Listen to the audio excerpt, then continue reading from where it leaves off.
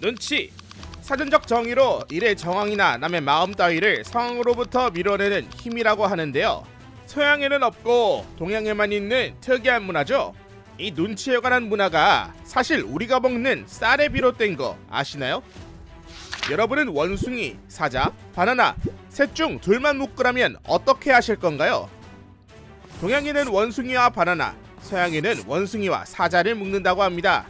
동양인은 바나나를 먹는 원숭이라는 식으로 기능적인 관계를 중시하는 반면 서양인은 동물이라는 추상적이라는 기준을 중심으로 생각을 합니다. 그런데 이런 동서양의 사고방식이 재배하는 작물에 따라서 바뀌었는데요. 농업 발명 이전의 인류는 끊임없이 채집하고 수렵하면서 살았어요. 시간이 흐르고 인류는 농업이라는 기술을 얻게 되고 수렵 시절 때보다 편하게 안전하게 식량을 구할 수 있게 되었습니다. 하지만 주식으로 삼을 만한 식물은 몇십 가지밖에 되지 않고 심지어 가축으로 기를 수 있는 동물은 10가지밖에 되지 않았어요. 그래서 인류는 효율성을 위해서 가장 생산성이 높은 종을 선택하였습니다. 선택된 식물은 인간이 거주하는 기후에 의해서 결정되었는데 이 기후의 가장 중요한 요인이 바로 강수량이었습니다. 인류가 주식으로 가장 많이 재배하는 곡물이 벼와 밀인데 이 둘 중 어느 품종을 재배할지는 그 지역의 강수량이 결정했어요. 벼는 밀을 재배하는 것보다 더욱 많은 물이 필요해요. 밀 1kg을 생산하려면 1톤의 물이 필요한데요. 하지만 쌀 1kg을 생산하려면 물이 무려 2에서 3톤이 필요합니다. 그래서 계절풍의 영향을 받아 특정 기간 비가 많이 오는 몬순기후 지역에서만 쌀을 짓게 된 거랍니다. 유라시아 대륙을 기준으로 서쪽 지역은 집중호우 시기에 장마철 없이 비가 1년 내내 골고루 내리는 편이고 강수량도 동쪽에 비해서 상당히 적어요. 그래서 유라시아 대륙의 서쪽은 주로 척박한 환경에서도 잘 자라는 밀농사를 짓게 된 겁니다. 1년에 1000ml를 기준으로 이보다 높으면 벼를 재배했고 이보다 낮으면 밀을 재배했습니다.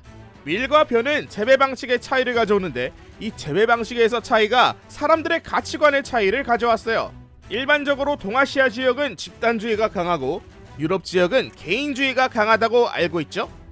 벼농사의 지역은 집단주의가 강한 편인데 벼를 재배하려면 항상 논에 물이 일정량 차 있어야 하고 관계 시스템까지 필요하죠. 또 물을 담는 작은 저수지인 보도 만들어야 하고 모내기도 집단으로 모여서 하죠. 농사를 지을 때 저수지나 다른 사람의 땅에서 사용한 물을 논으로 내려받아서 사용하고 다시 그 물의 길을 다른 이웃의 땅에 전달해 주어야 해요. 게다가 노동력 또한 엄청나게 드는데 밀농사는 1년에 1400시간을 일한다면 벼농사는 1년에 3000시간을 뼈 빠지게 일해야 되죠. 그리고 몇 가지 조건이 더 붙는데 벼는 시기를 놓치면 재배하기 힘든 품종이기 때문에 특정 시기에 집단적으로 집중해서 심고 태풍이 오기 전에 집중적으로 추수하는 일명 떴다방 형식인 거죠.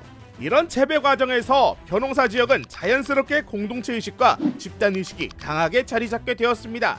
근데 이렇게 열거하면 벼농사가 단점이 엄청 많아 굳이 왜 하냐는 생각을 하실 건데 이 단점을 깡그리 무시할 정도로 효율이 좋았어요. 밀은 1에이커당 300만 칼로리를 생산하는 반면 쌀은 1에이커당 720만 칼로리를 생산하죠. 단적인 예로 쌀을 주식으로 하는 아시아가 인구가 많은 이유라고 볼 수 있죠. 반면 밀농사는 씨 뿌리는 모습부터가 달라요. 벼농사는 다 같이 쪼그려 앉아서 줄을 맞추어 모를 심는데 밀농사를 지을 땐 땅 위를 혼자 걸어다니면서 씨를 뿌리죠. 그리고 집단으로 일을 하는 방식이 적은데 밀은 맨 땅에서 자라며 물이 많이 필요하지 않고 비가 집중호우 없이 적당히 고루 내리는 지역에서 농사짓기 때문에 관계수로를 만들 필요도 없습니다. 밀농사는 벼농사에 비해서 서로 협력할 필요도 없고 모여 살 필요도 적어 자연스럽게 밀농사를 짓는 사람들은 관계수로 토목공사를 하고 집단 모내기를 하는 벼농사를 짓던 사람들에 비해 개인주의적인 성향이 자연스럽게 형성되었던 것입니다. 그리고 밀농사가 벼농사에 비해 난이도가 낮아서 노예를 써도 별 문제가 없었고 유럽에서 농노지가 발달한 근거가 되었다고 합니다. 벼농사 문화는 아까 말했듯이 많은 노동력이 필요했고 따라서 이웃 간의 품앗이와 같은 상호 의존적인 문화가 형성될 수밖에 없었고 많은 사람들의 상호 의존적 관계를 통제하기 위해 중앙집권적 왕조국가가 탄생된 것이죠. 오늘 소개해드린 가설은 벼농사 이론이라고 하는데요.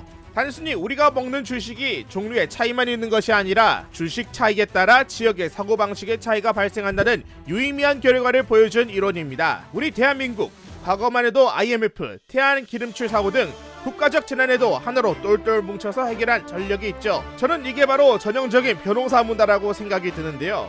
하지만 최근에 들어서 생활 양식이 서구화되고 개인주의적인 사고가 늘어남에 따라 사회적 결속력이 떨어진다는 이야기도 있죠. 그래서 밀과 쌀 두 가지의 장점을 챙기면 좋지 않을까라는 생각으로 오늘은 쌀떡과 밀떡을 반반씩 섞어서 떡볶이를 먹을까라고 생각한 저희는 바로 지식전당포였습니다.